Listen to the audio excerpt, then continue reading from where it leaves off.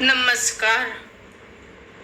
पुस्तकं बरीच आहेत आणि इंग्रजी न येणार नाही पुस्तक कळावं म्हणून मी एका इंग्रजी पुस्तकाचं मराठी भाषांतर करते.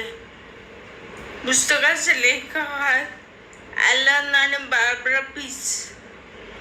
पुस्तकाचे नाव आहे का पुरुष एका वेळेला एकच गोष्ट करू शकतात आणि स्त्रिया बोलणं नाही थांबू शकत. त्यातील एक लेख, स्त्रिया जास्त चांगलं खोटं बोलू शकतात. त्यात असं दिलंय, संशोधन सांगतं की समोरासमोरील संवाद किंवा हावभाव देहयष्टी संदेशाचा 60 ते 80% प्रभाव टाकतं, तर उरलेली जागा आवाज आणि शब्दाने भरून निघते. आणि स्त्रीची उच्च संवेदनशीलता या माहितीची वेगाने चाचणी करते.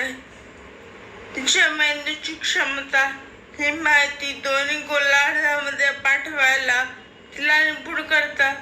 दृश्य आणि सांकेतिक खुणा उलगडल्या जातात. दुसऱ्या शब्दात ती दुरून खोटेपणा ओळखू शकते.